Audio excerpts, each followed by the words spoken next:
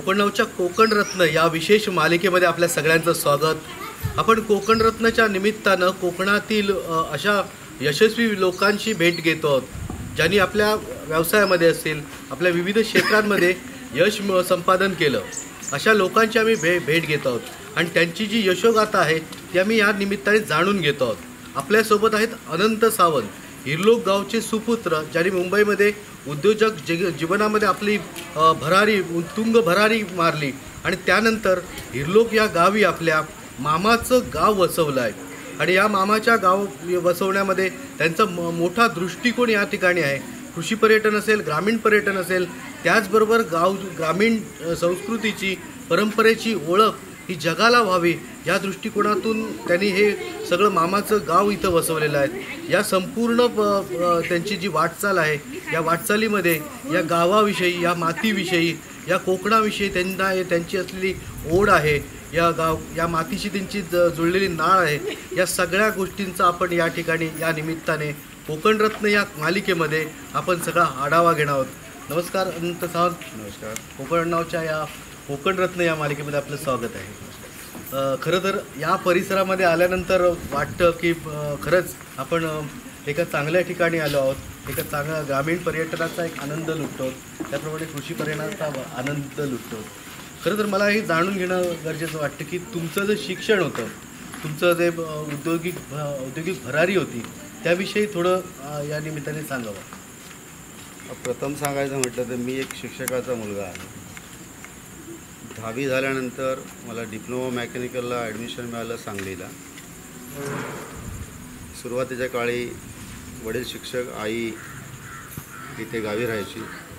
आम्ही 4 भावंडांनी, मी आईबरोबर इथे गावात, वडील दुसऱ्या गावी, असं करत करत शिक्षण कंप्लीट केलं। 10वी नंतर डिप्लोमा मेकॅनिकलला सांगलीला जॉईन झालो, डिप्लोमा कंप्लीट केला। पण मेकॅनिकल डिप्लोमा कंप्लीट करते तेव्हापासून माझ्या मनात होतं की मी गावासाठी माझ्या कधी केलं पाहिजे। पण आर्थिक परिस्थिती नसल्यामुळे मला एका बॉयलर कंपनीमध्ये ॲज अ सर्व्हिस इंजिनियर म्हणून जॉब लागला। आणि तो जॉब लागल्यानंतर मी हळूहळू त्या सर्व्हिसिंग करते वेळी मी बाहेरचे देश बघायला लागलो, बाहेरचे गाव बघायला लागलो, तिथल्या गावातल्या लोकांच्या असलेल्या ओढी बघायला लागलो। त्यानंतर तिथलं स्थानिक लेवलचा व्यक्ती काय करतो आहे। आणि आमचा तसं होतं, तुम्ही 20 वर्षापूर्वी जाल मागे, ते हिरलोक गाव अत्यंत दुर्गम, गाडी नव्हती, गाड्या असल्या तर लिमिटेड गाड्या होत्या। पण एक पहिल्यापासून ओढ होती की मला नोकरी करायची नाही, काहीतरी बिझनेस करायचा आहे आणि गावासाठी काहीतरी करायचं आहे। पुन्हा मला माझ्या गावात पुन्हा रिटर्न जायचं आहे आणि तिथे गावातल्या लोकांना कसा उद्योग मिळेल, कसा रोजगार मिळेल, इथल्या विधवा बायका आहेत स्पेशली, किंवा ज्यांचं कोण नाही त्यांना सपोर्टिंगला, मग अशी माणसं फक्त छोटं मोठं काम करू शकतील, अशात एक रोजगार निर्मिती करायची होती। असं करत असतेवेळी डिप्लोमा झाल्यानंतर आता करायचं काय गावात आल्यानंतर, तर सुरुवातीला तुम्हाला सांगतो मी की मी छत्री रिपेअरिंगचा धंदा सुरू केला। मला 80 रुपये एक छत्रीला रिपेअर करायला मिळायचे। मग स्पेशालिटी छत्री रिपेअर करतो, मेकॅनिकल इंजिनियर म्हटलं तर साधी छत्री रिपेअर करू शकत नव्हतं। छत्री रिपेअर करता करता माझे मित्र एक पंढरी सावंत म्हणून आहेत, तर वटपौर्णिमेचा दिवस होता, त्यावेळेस फणस भरून घेऊन जायचं कोकणातून जास्त मोठी प्रथा होती। तर आम्ही एकत्रित फणस भरून गाडीतून गेलो, जोगेश्वरीला फणस विकले। त्या फणसामधून मला एक 3 ते 4 हजाराचं उत्पन्न मिळालं। आणि मला कॅम्पसमधून नेस्लर बॉयलरने त्यावेळेस मला कॉल आला की तुम्ही जॉईंट व्हा म्हणून, आणि त्यावेळेस मी नेस्लर बॉयलर कंपनी जॉईन केली। 2-3 वर्ष त्या कंपनीमध्ये मी फक्त काम केलं। नंतर त्याच कंपनीची मी डीलरशिप घेतली। रात्र 18 ते 20 तास कंटिन्युअसली काम केलं मी 2001पर्यंत। आणि हळूहळू मी बॉयलर्स लाईन, स्टीम टर्बाईन्स आणि इतर प्रोजेक्ट जे आहेत त्यामधून मी माझा उद्योगधंदा वाढवला, ब्रँचेस वाढवल्या, टर्नओव्हर वाढवलं आणि काही मल्टीनॅशनल कंपन्याच्या डीलरशिप घेतल्या, असून माझी पुढची वाटचाल सुरू केली। म्हणजे ही अगदी शून्यातून विश्व ज्याला आपण म्हणतो त्या पद्धतीची ही आपली जी भरारी आहे, उत्तुंग भरारी आहे। आणि ही उत्तुंग भरारी देश विदेशामध्ये आपण विविध ठिकाणी फिरलात या निमित्तानं, या व्यावसायिक वाटचालीच्या निमित्ताने आपण देश विदेशामध्ये फिरलात, विविध देश विदेश आपण पाहिले आहेत, विविध परिसर पाहिले आहेत आणि पुन्हा आपल्या गावाकडे तुम्ही वळतात।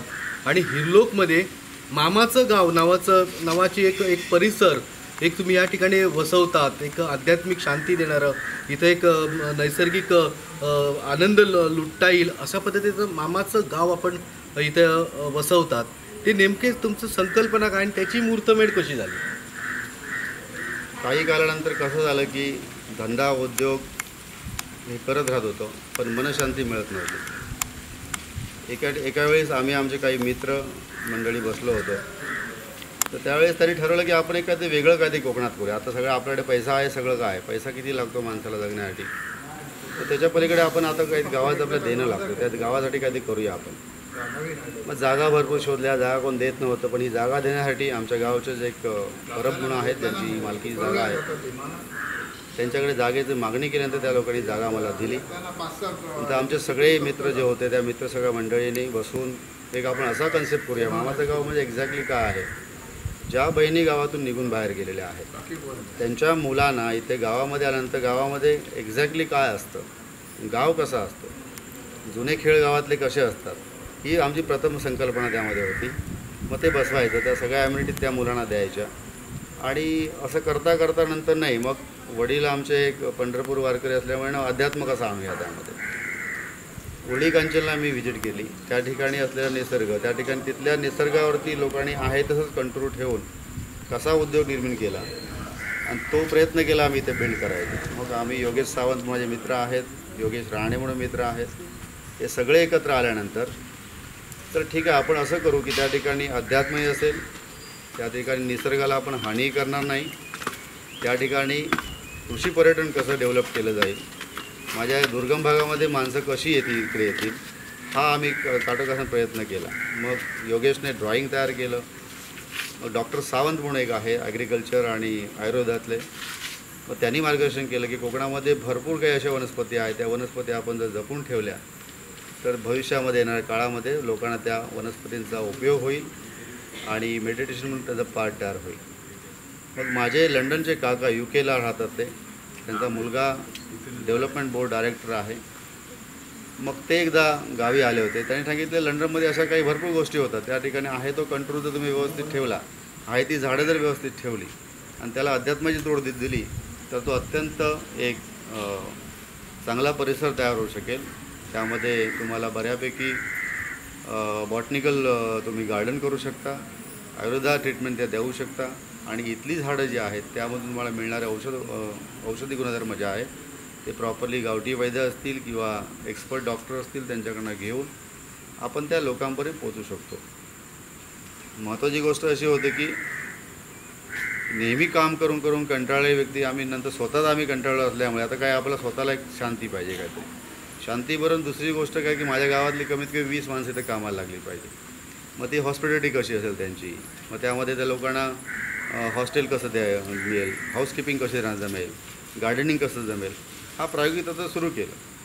ते सुरू करत असतेवेळी माझा चुलत भाऊ संतोष सावंत याचं ॲक्च्युली अभिनंदन केलं पाहिजे मी. माझ्याकडे पैसा होता म्हणजे मुबलक पैसा नव्हता, पण होता पैसा. पण तो पैसा अशा कामासाठी वापरण्यासाठी एक मोठी डेअरिंग लागते आणि जिद्द लागते. सुरुवातीला आम्ही जागा जेव्हा घेतली इथे तर त्यावेळेस लोक म्हणायचे का हा वेड्या का काहीतरी करतो आहे. लोकांना कळत नव्हतं, बिल्डिंग बांधतो आहे, कोण म्हणतं रिसॉर्ट बांधतो आहे, कोण म्हणतं इथे काहीतरी वेगळं दुकान थाटतो आहे. तर लोकांना ती संकल्पना क्लिअर होत नव्हती. उभं गेल्यानंतर माझा भाऊ संतोष सावंत आहे, त्याला बोललो तू एक काम कर, तू इथे थांब. त्याने दिवस रात्र म्हणजे नाही म्हटलं त्याने 24 तास तो काम करत बसला इथे.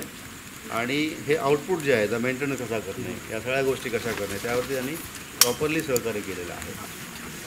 मामाच्या गावाचा कन्सेप्ट असा आहे की मामा या शब्दामध्ये जो आपुलकीचा भाव जो आहे तो आतमध्ये लपलेला आहे, त्यामध्ये श्रद्धा लपलेली आहे, त्यामध्ये स्नेह लपलेला आहे. तर मामाचं गाव म्हटलं लोकांना बोलतोय मालवणी माणसाला तर मामाचो गाव, आपण मामाचा गाव म्हणतो, मामाचो गाव का लागलं की मालवणी भाषा काय थोडीशी यावी. आणि भविष्यामध्ये समजा बायचान्स हे समजा मोठं झालं तर माझं मामाचो गाव आणि हिरलोक आज ग्लोबली कसा जगाच्या नकाशावरती येईल याच्याकडे आमच्या सगळ्या पार्टनर्सची किंवा माझ्या मित्रांची वाटचाल चालू आहे. मामाच्या गावामध्ये मामा म्हटल्यानंतर प्रेम करणारा माणूस जो आहे तो मग झाडावरती प्रेम असेल, माणसावरती प्रेम असेल किंवा रहिवाशावरती प्रेम असेल, ते एक प्रेम सुपूर्द करायची माझी जिम्मेदारी जी आहे, माझे कर्तव्य जे आहे तो मी तो पुरा करायचा प्रयत्न करतो. लोकांना इथे आल्यानंतर जे फर्स्ट एड लोक आहेत, भारताच्या बाहेर जर जाल तुम्ही तर नुसतं निसर्गामध्ये बसण्यासाठी तुम्हाला कमीत कमी 1000 रुपये पे करावे लागतात. आपल्याकडे तर ऑलरेडी एवढी निसर्ग संपत्ती सगळी आहे. मग त्या संपत्तीचा आपण कसा वापर करूया? काही कुठच्याही निसर्गाला डिस्टर्ब न करता, काही कुठच्या क्लायमेटला डिस्टर्ब न करता, काही पोल्युशन न करता, ग्लोबली काही चेंज न करता जर आपण या गोष्टी कोकणामध्ये केल्या तर मला ठाम विश्वास आहे जगातले प्रत्येक व्यक्ती भविष्यामध्ये शुद्ध हवा घेण्यासाठी अब्जो रुपये पे करायला तयार राहतील. हा मला स्वतःचा पूर्णपणे विश्वास आहे. आणि तो अनुषंग घेतला आतमध्ये आम्ही फेस शेअर कशी लोकांना द्यायची, ऑक्सिजन घेण्यासाठी ऑक्सिजन बनवायला किती पाहिजे. मध्ये व्हॉट्सअपला एक चांगला लेख आला होता, ऑक्सिजन बनवायला एवढे रुपये लागतात. तर आपण झाडं जर लावली, काही धरतीला काही डिस्टर्ब न करता जर प्युअर ऑक्सिजन दिला तर त्याच्यात 10 पटीने पैसे मी कमवू शकेन. आणि ते पैसे मी माझ्या गावासाठी, इथल्या डेव्हलपमेंटसाठी आणि प्युअरली नॅचरल डेव्हलपमेंटसाठीच वापरेन. माझ्या वैयक्तिक वापरासाठी वापरणार नाही. ही तुम्हाला मी गावी त्यामध्ये देऊ शकतो. दुसरा कन्सेप्ट असा आहे की ह्यामुळे माझ्या गावातले 10-11 माणसं कामं करतात. आता 11 माणसं, भविष्यामध्ये आमचं टोटल टार्गेट आहे 56 लोकांचं. त्या सगळ्या ॲम्युनिटीज द्यायच्या. मग तो हाऊसकीपिंगवाला असेल, कॅन्टीनवाला असेल, मंदिर टेम्पल आहे, टेम्पलमध्ये ब्राह्मण असतील, त्या सगळ्यांना त्यात रोजगार मिळेल, लोकांना शांती मिळेल आणि सगळ्यांचा फायदा त्यामध्ये नक्कीच होईल. आणि याचं अनुकरण सगळ्या लोकांनी करावं. उगाचं जंगल आहे ते तोडत जाऊ नका, जंगलाला वापरा, जंगलाचं संवर्धन करा. जंगल पैसे देईल तुम्हाला, ते लाईफ टाईम पैसे देईल. एकदा झाड तोडल्यानंतर तुम्हाला वन टाईम फक्त पैसे मिळतील, व्यापारी पैसे खातील, परंतु निसर्गाचा ऱ्हास झाल्यानंतर माझ्या पुढच्या पिढीला काही मिळणार नाही. एवढा माझा तो संदेश तुम्हाला मिळतो. एकूणच हिरलोकीतील मामाचं गाव जे आहे ते गाव म्हणजे अनंत सावंत यांनी कशा पद्धतीने वसवलं आहे हे आपण पाहतो आहोत. त्यांच्या शब्दात ते मांडतायत की त्यांचा उद्देश काय होता. इथं निसर्गाचा आनंद आपण लुटतोय. डोंगर दऱ्या आहेत, डोंगर आहेत या ठिकाणी आणि हिरवीगार वातावरण या ठिकाणी आहे. त्याशिवाय हे गाव वसवत असताना सावंत यांनी काही विशिष्ट प्रकारच्या वनस्पती त्यांनी या ठिकाणी लावलेल्या आहेत, जेणेकरून पुढच्या पिढीला काही वनस्पती त्या बघता येतील असंही त्यांनी या ठिकाणचं व्हिजन त्यांनी या ठिकाणी ठेवलेलं आहे. एकूणच सावंत यांचं निसर्ग प्रेम जे आहे, वनस्पतीविषयीचं प्रेम जे आहे आणि नॅचरल म्हणजे ज्याला नैसर्गिक ऑक्सिजनसाठी जी काही धडपड आहे त्या धडपडीचा आपण या ठिकाणी एक अनुभव प्रत्यय आपण घेऊ शकतो. आज या परिसरामध्ये ज्याप्रमाणे सावंत यांनी या ठिकाणी जसे पद्धतीने निसर्गाच्या सानिध्यात हे सगळं क्षेत्र आणलं, त्याचप्रमाणे मला हा प्रश्न विचारणं गरजेचं वाटतं की इथे एक आध्यात्मिक शांती देखील मिळते. साई मंदिर या ठिकाणी उभारण्यात आलेलं आहे आणि अत्यंत सुबक असं आणि अगदी म्हणजे देखणं असं साई मंदिर या ठिकाणी आहे, जिथं आध्यात्मिक शांती मिळते. लोक या ठिकाणी येत आहेत, लोक या ठिकाणी नतमस्तक होत आहेत या सगळ्या संपूर्ण प्रकल्पामध्ये. आणि साई मंदिराचा काय एकूण हे उद्देश काय असा? साई मंदिर मागण्याचा मागचा उद्देश असा होता की सुरुवातीपासून मी बाबांचा भक्त होतो. भक्त म्हणू शकत नाही, मला बाबांची श्रद्धा भरपूर होती. आणि अशा वेळेस एक बाबांचं मंदिर बांधावं अशी इच्छा होती भरपूर. पण त्यावेळेस 96 ते 2001पर्यंत ती इच्छा पूर्ण करू शकत नव्हतो, कारण मंदिर बांधायचं म्हटल्यानंतर आर्थिक परिस्थिती असणे गरजेची गोष्ट आहे. मंदिर आता केवढं छोटं बांधायचं की मोठं बांधायचं म्हटलं, मंदिर बांधलं तर एक चांगल्या जुन्या शैलीतील मंदिर असावं, हेमाडपंथी शैलीतील मंदिर असावं. आणि मग त्यामध्ये विषय असा होता की मग मंदिर कुठच्या प्रकारचं बांधायचं, कुठच्या दगडाने बांधायचं. तर काही लोकांचे सल्ले भरपूर घेते, कोण लाल दगडामध्ये बांधूया, कोण म्हणतं काळ्या दगडामध्ये बांधूया, सिमेंटचं बांधूया. सिमेंटचं जर मी मंदिर बांधलं तर माझा कन्सेप्ट जो चालू आहे की बॉटनिकल आहे किंवा आयुर्वेदावरती आहे किंवा अध्यात्मावरती जो आहे, मग निसर्गाला हानी करायची, मग सिमेंटचं मंदिर बांधून त्यात फायदा काय नाही गोष्टीला. मग शेवटच्या मोमेंटला आम्ही अशी स्वतःहून एक डेअरिंग म्हणू शकतो या गोष्टीला. आत्तापर्यंत सिंधुदुर्गामध्ये किंवा भारतामध्ये लाल दगडाचं म्हणजे चिऱ्याचं कळस असलेलं मंदिर कुठेच नाही आहे. सगळ्या ठिकाणी काळा दगड असेल, त्या ठिकाणी सिमेंटचे कळस असतील, विटाचे कळस असतील. मग आम्ही त्या दगड शोधण्यासाठी एक भरपूर काही उपाध्याय केलेले आहेत.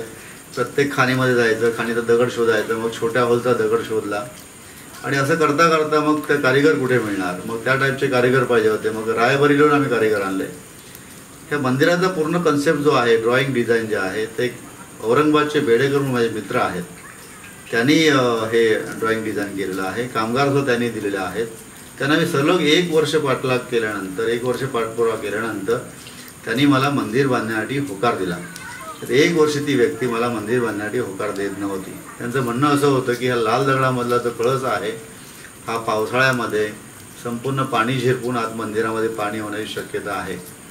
परंतु काही कुशल कारिगरांनी आणि सिव्हिल इंजिनिअरिंग ज्याला म्हणू शकतो आपण, स्थापत्यकलाचा थोडासा नमुना घेऊन अत्यंत हेमाडपंथी टाईपमध्ये कळस जाग्यावरती खाली त्याचे आर्च बनवून त्याला कर्विंग करून एक एक कळस 1 वर्ष पूर्णपणे कळस बनवायला लागला आणि त्या लोकांनी अत्यंत कुशल कारिगिरी केली आहे.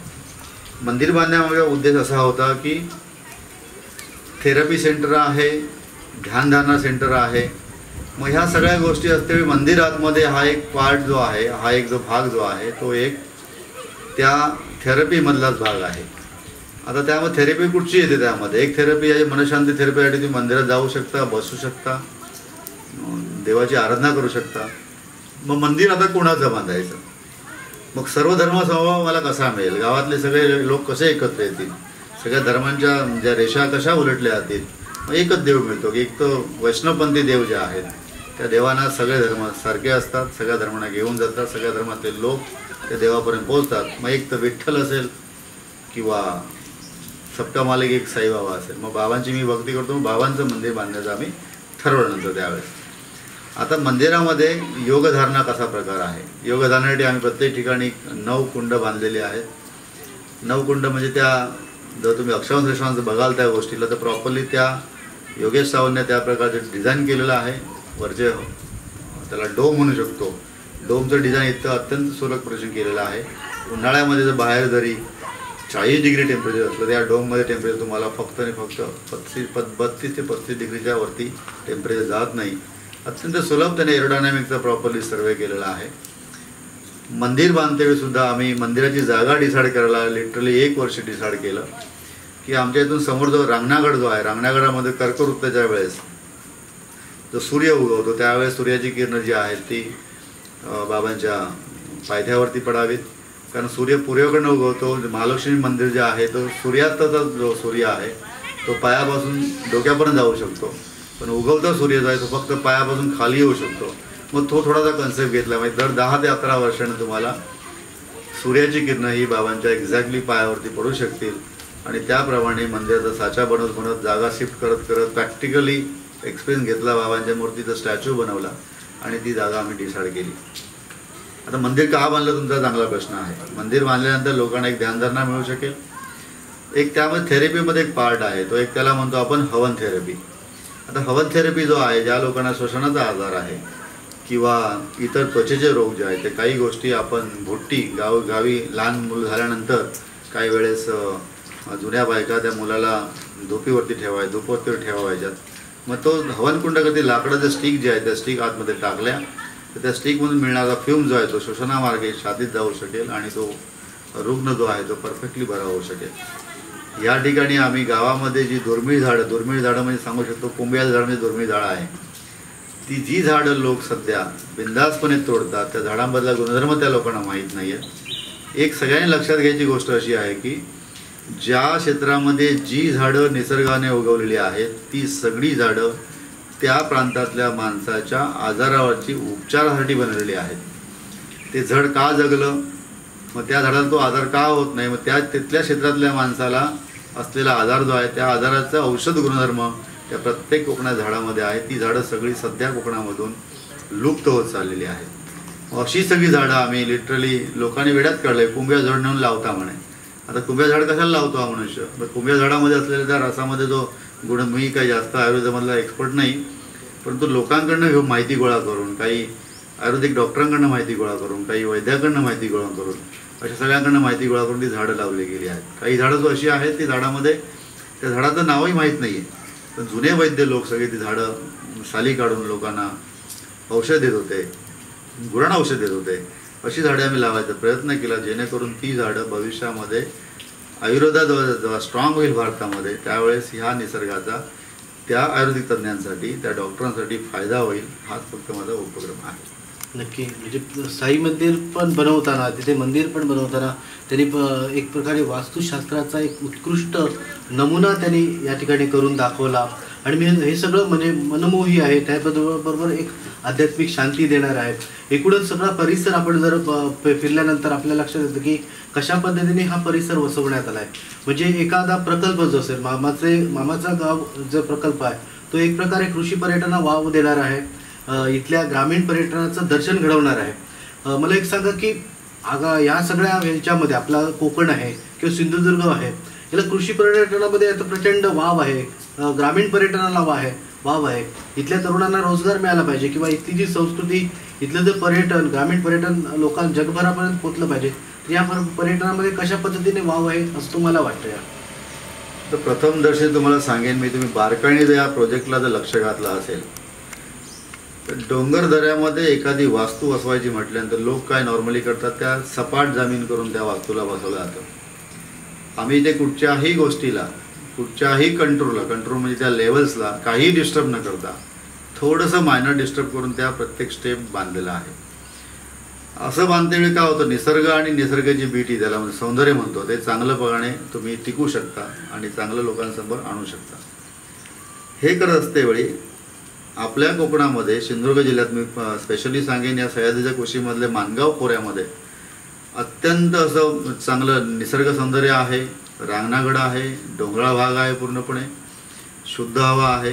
त्यामुळे फॉरेन कंट्रीजमधले लोक जे आहेत, UKची काही माणसं आमच्या संपर्कामध्ये आहेत गेली 5-6 वर्ष, या सगळ्या लोकांना फक्त आणि फक्त इथल्या निसर्गामध्ये 100% ऑक्सिजन मिळणारी जागा असेल तर ते आपलं सिंधुदुर्ग आहे. सिंधुदुर्ग पर्यटनासाठी इतर नेत्यांनी जे प्रयत्न केलेले आहेत ते अत्यंत चांगले आहेत आणि त्या प्रयत्नाचा फायदा जर त्यांना करून द्यायचा असेल, त्यांनी केलेले प्रयत्न हे आपल्या लोकांसाठी आहेत. जेणेकरून आहे त्या परिस्थितीला जरी लोकांनी आहे त्या स्वच्छ, नीट अँड क्लीन जर ठेवला आपला परिसर, तरी आपला वाडाही पर्यटन बनू शकतो. फक्त तो कसा नीटनेटका ठेवावा ह्या लोकांनी जपला पाहिजे.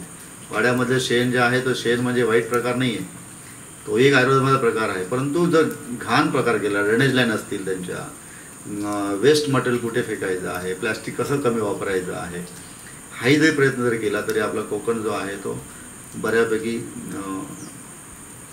ह्याला चालना देऊ शकतो, म्हणजे पर्यटनाला चालना देऊ शकतो.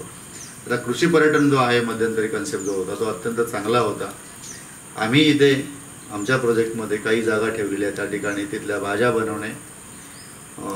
बनवून तोच पदार्थ लोकांना मेनूमध्ये देणे आणि इथे जेवणाची पद्धत जी आम्ही इथे ठेवलेली आहे ती 100% ट्रेडिशनल पद्धत आहे. चुलीवरचं जेवण तुम्हाला मिळेल. अजून ते सुरू नाही, परंतु तो आमचा कन्सेप्टमध्ये आहे, तो कन्सेप्ट 100% कंप्लीट करणार. सगळं जेवण हे मातीवरचं असेल, पारंपरिक पद्धतीचं असेल, त्यामध्ये गावणे असतील. इथला जो स्थानिक मेनू जो आहे, आता एक लक्षात घ्या, मेनू म्हटल्यानंतर मेनू जो आहे तो तिथल्या वातावरणाशी निगडीत जुन्या लोकांनी तयार केलेला आहे. त्यामुळे त्या मेनूला आपण ब्रँड कसं बनवायचं हे आपल्यावरती डिपेंड आहे. आता ब्रँड बनवण्यासाठी इथे आल्यानंतर इथलं निसर्ग सौंदर्य जे आहे, इथली वातावरण जे आहे, त्यामुळे भूक जास्त लागते आणि त्यानुसार जुन्या लोकांनी, आपल्या पूर्वज लोकांनी आपला आहार ठरवलेला आहे. तर मला अभिमानाने सांगायला वाटलं की मी सिंधुदुर्गात जन्म घेतला, हिरलो गावामध्ये माझा जन्म झाला.